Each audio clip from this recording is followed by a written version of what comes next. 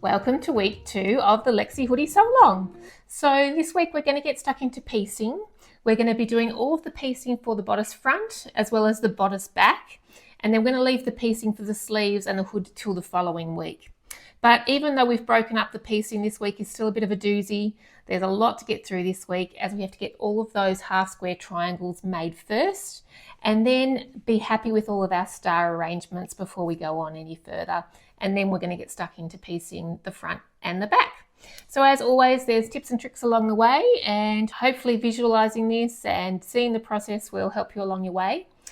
It's also a very exciting week because you get to start seeing how your hoodie's going to look. It's nothing more exciting than when you get those star blocks all sewn up and finished with your front bodice piece and get to have an idea of how gorgeous your hoodie's going to be. So enjoy that and get sewing.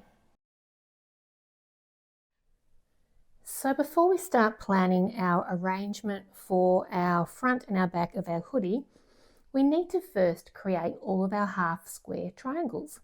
So some of these we won't need until next week, but we're just going to make all the half square triangles now before we get stuck into this week's sewing, just so they're all ready for us and we can make our arrangements and get everything sorted out. So here I have all of my 3 3/8 by 3 3/8 squares.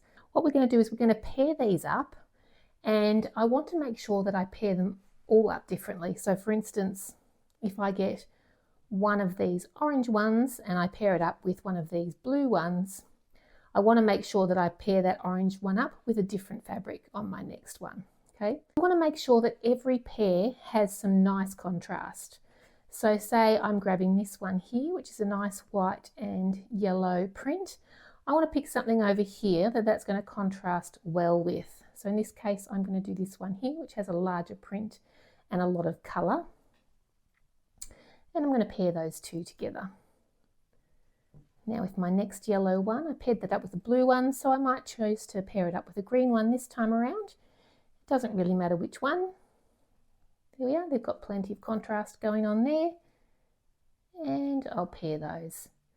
So I'm just going to continue pairing these.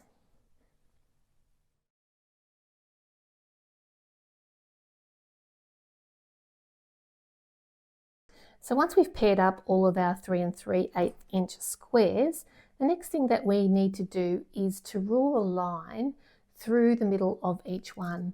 So grab one of your pairs. It doesn't matter which fabric you use, just make sure your fabrics are right sides together. And we're going to take a ruler and we're going to just rule a line from point to point. Now I'm using here a Friction marker, which is a erasable marker. It just erases with heat, so when I iron these, this line will go. And that's exactly what we're going to do. We're just going to rule a line on the back of each pair. Be as accurate as you can with getting it from point to point, just so that we can get our sewing nice and accurate later on.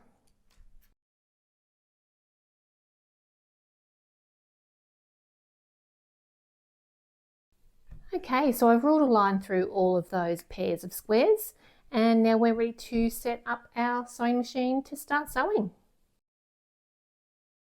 So the next thing what we're going to do is we're going to grab our pile of paired fabric squares with our line ruled on them, and we're going to start sewing our half square triangles. So in order to do that, what we just need to do is think of this line down the center that we've ruled as the raw edge of our pieces. So we're going to be using a 1/4 inch seam allowance, a scant 1/4 inch seam allowance, outside of that line as if that is our raw edge. So just in your mind, think of the line as your raw edge and you're all good to go. So we've got our 1/4 inch foot all set up on our sewing machine, and obviously make sure you've got a thread to match nicely with your fabrics. And then I'm going to sew this line. As I mentioned, I'm using that line there as if it is the raw edge of my fabric. So I'm just sewing with a 1/4 inch seam there, lining up the edge of my foot with that line. Now as we want this to be fairly scant and not too big of a 1/4 inch seam, just be right on that line, not left of the line but right on the line. Now when you get to the end of one row, give yourself a few securing stitches just a couple of back and forward, and then we can grab our next pair. So grab your next pair from your pile. I always like to check that the grain is going the same direction with my squares, but it's not a necessity. Now we don't need to cut off that one, we can just strip piece now. So I'm just going to let that go a few stitches there and get my next one under. Take a few securing stitches at the start and then do my 1/4 inch seam. So obviously you want to be making sure that your edges are all matching up, your squares are all on top of each other nicely and neatly. And then I'm going to go on to my next one. So I'm sure I'll fast forward this now, but just continue on sewing each of your pairs.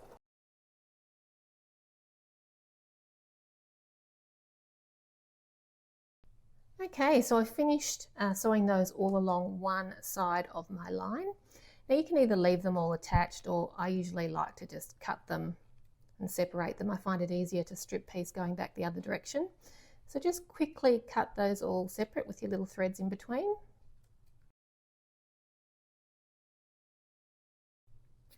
And then once those are all separated, you can pile those up again with the lines, the ruled lines facing up. So once we've piled those all up, we're going to do the exact same thing in the other direction. So now we're going to grab our first one, and we sewed it down that way previously. Now we're going to flip it the other way. So now the line again is the edge of our fabric, and we're sewing to the left of that with a scant 1/4 inch. So go ahead and sew those all in the same way until you get to the end of your pile.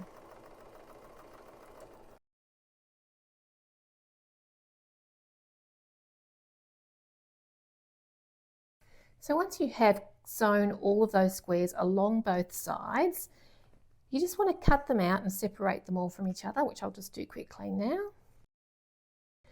And once you've separated them all out, what we then need to do is cut these with our rotary cutter, and we're just going to cut it along our previously ruled line. So you can do that however you like. You can use scissors if you prefer, but I'm just going to quickly use my rotary cutter and just cut all of those into my triangles. So go ahead and do all of that. So once we have cut all of those, we now need to iron those out to create our half square triangles. So we're just going to grab each one, and what I suggest you do first is quickly iron over your seam. That actually just sets the seam a little bit and makes the turning out a lot straighter and neater. So just start pressing out each triangle by pressing first over your sewn seam, then opening out to the side and pressing the seams to the side. So go ahead and do that with all of your pieces.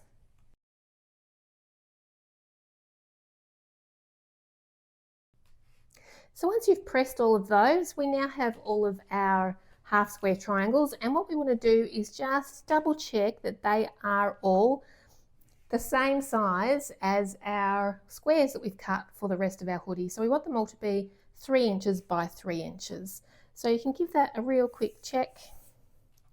I'm just putting it quickly on here, and I can see that they are exactly 3 inches by 3 inches. Okay, now if you're concerned about any of them, or you think they're too big, or you've made any sort of warping as you were going along, then you can trim those ones down. So just check them all over, make sure they're all okay. If anything looks like it's not quite 3 inches by 3 inches, then you can trim that down. But as you can see, all of mine are coming in beautifully at 3 inches by 3 inches.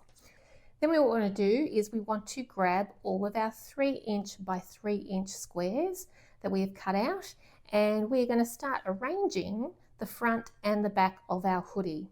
So go ahead and grab all of your 3 inch squares and this pile, and I'm just going to clear off this table and come back so that we can start arranging our hoodie front and hoodie back.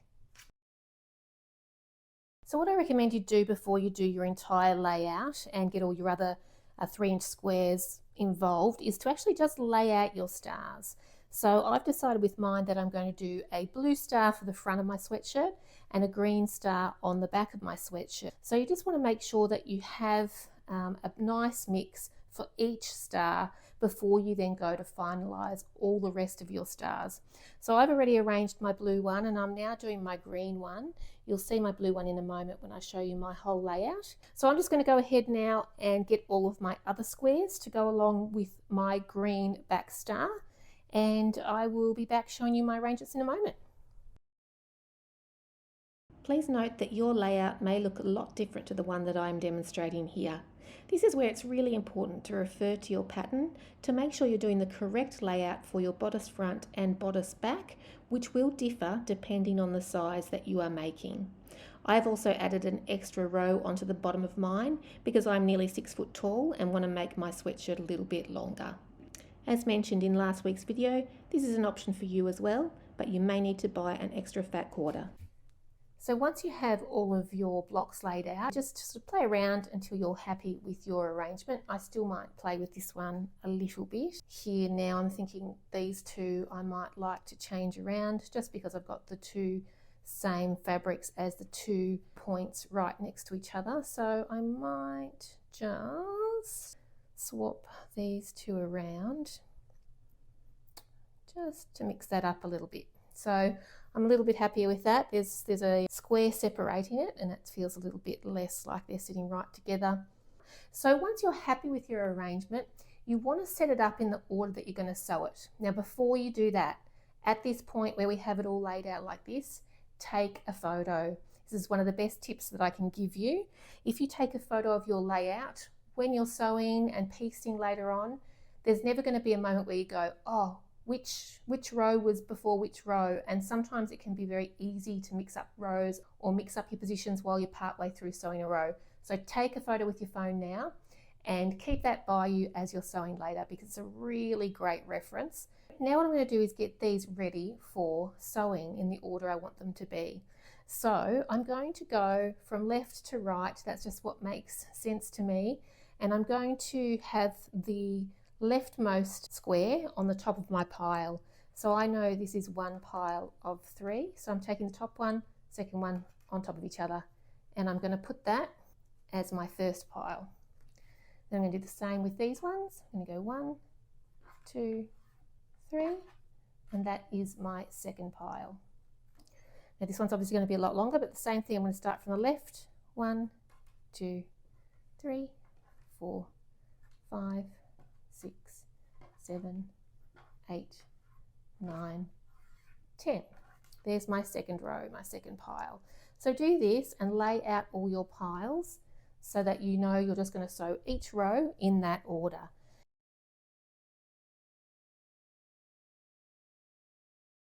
So I just thought I'd show you really quickly what I've done just to make it a little bit easier as I was sewing. So this is my hoodie front and this is my hoodie back. And as I showed you, I made those little piles of each row. And what I've just done with each pile is I've just clipped them together in that order with a clip at the top. So I know that was the top edge of my piles. And I've just labelled them quickly with an erasable fabric marker. So I've just done 1A, 1B because they're those two little lots of 3, and then rows 2, 3, 4, 5, and so on. So they're all labelled, they're all in order there. If I accidentally drop something or move something, I'm not going to lose my little piles. They're all clipped together and all easy and ready to go to start sewing. Okay, so I'm back to my sewing machine. I've got my little pile of rows here of my fabrics that we put together. So I'm just going to pop those aside and I'm going to start sewing my rows together. So the first one I've got is 1A, which is that first little row of 3 fabrics that we have. Now the first one, the top one in my pile was the leftmost, you probably remember. So I know that the second one has to go to the right of that. So I know they're in that order and I'll just take one from the pile and know that goes to the next side. Okay. Now as I'm going, I like to make sure again that my grain is all, or my stretch in my grain is going the same direction. This just makes it a little bit easier later when you're quilting, just to get a nice neat finish and to make sure everything sort of stretches in the same directions. So I'm going to go ahead and start sewing this together. Again, it is just a 1/4 inch foot. We're going to make sure those edges are evenly matched up. And then we're just going to sew those with our scant 1/4 inch seam allowance. So just the first row, securing your stitches at either end. Don't want to leave any room for things coming apart or separating later.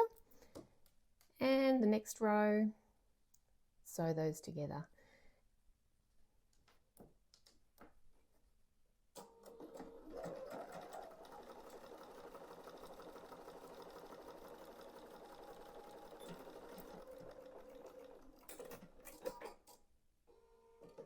So that's my first little section. That's all I need to do at this stage. We do still need to press our seams to one side, but I like to sew all of my rows first. There's 2 reasons for that. One is that it's easier just to get into a flow here of sewing our strips together, but also because later on we can check that we're ironing our seam allowances to alternate sides so that we can make sure we can nest them nicely. Okay, so once I've finished a row, I'm just going to put it aside, and I'm just going to keep putting them on top of each other as I go.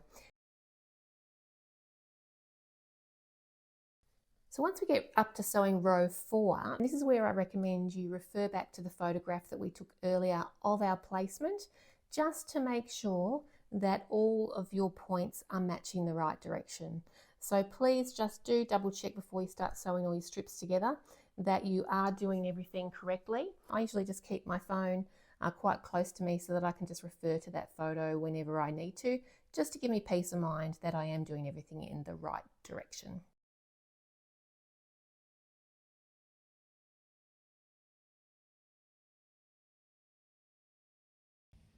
So I've just finished sewing all of my fabric strips together, and I've got them all here along with my iron to start pressing those and sewing the rows together. So I'm starting with my bottom row here, and I'm just going to keep everything always facing upwards. And I'm going to start pressing my seams. So for this first row, I'm pressing my seams to the left. Doesn't matter whether you do this to the left or the right, we're just going to make sure we alternate it on each strip. Once that one's done, I want to keep everything in order nicely. So that one's pressed, so I'm going to place that there. I'm going to grab my next row. Again, I'm going to keep everything facing upwards, turn it upside down, and now I am going to press these seams to the right. And then I'm going to put that one above the other. Onto the next row. Pressing to the left. When you get to pressing your rows with half square triangles, you may like to press the seams of those blocks only towards your high volume fabrics. This will make quilting easier and ensure that there is less show through. Also, while you're there, snip off all the excess little triangles at the edges of your half square triangle blocks to neaten everything up. Okay, so I've now got my pile of iron strips and I've kept them in order, and I'm just going to flip them over right side up. So I know this one is my bottom row. I've kept everything in order. So every row I pin together, I would always double check my photo just to make sure 100% that I am pinning together in the right direction and the way I had originally anticipated. So this is my bottom row, so I know I don't want to sew on this bottom edge. I want my next fabric strip to go to the top of that. So then we're going to place those right sides together, and this is the side that we're going to sew. Now I'm going to pin this. Now if you feel very confident with your nesting of seams and keeping everything accurate, go for it. I am one of those people that likes to make sure that my seams are going to meet, so I do like to pin them.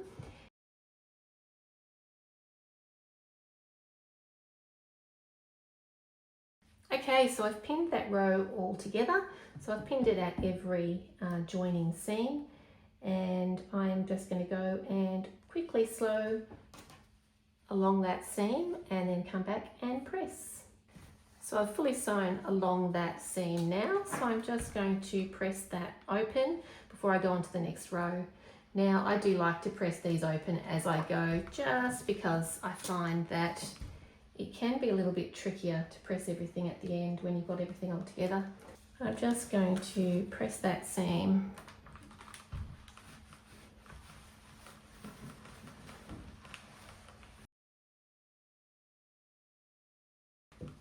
So there's my first 2 rows sewn together. Again, before you attach your next row, please, as I said before, refer to your photo again. So I'm going to get this next row and I am going to pop that right sides together with my top. Now I'm going to continue sewing my rows together and ironing them as I have been now. So continue sewing all of your strips together until you have completed your bodice front.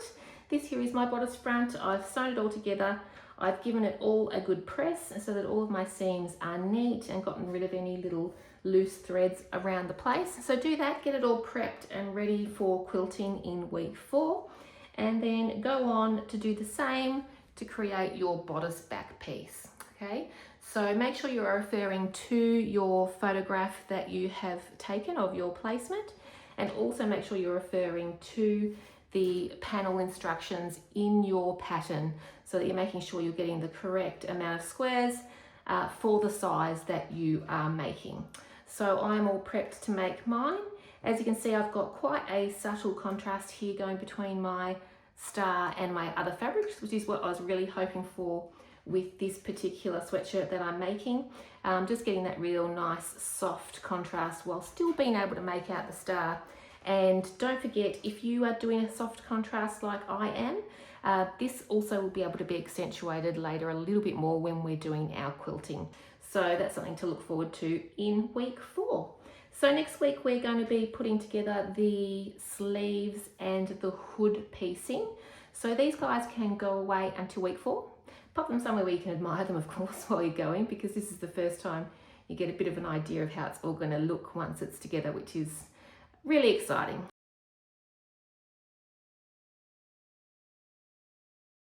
Phew, that was a lot of work, wasn't it? I hope you've survived through that with plenty of cups of coffee and you've gotten all that sewing done and are feeling really proud of your fabric choices and star placements. So feel free to show off on the Facebook page if you're a member there. We would love to see it. And have a good, nice break as we wait until next week to get started into the sleeves and hood piecing. All right, guys, have a good week.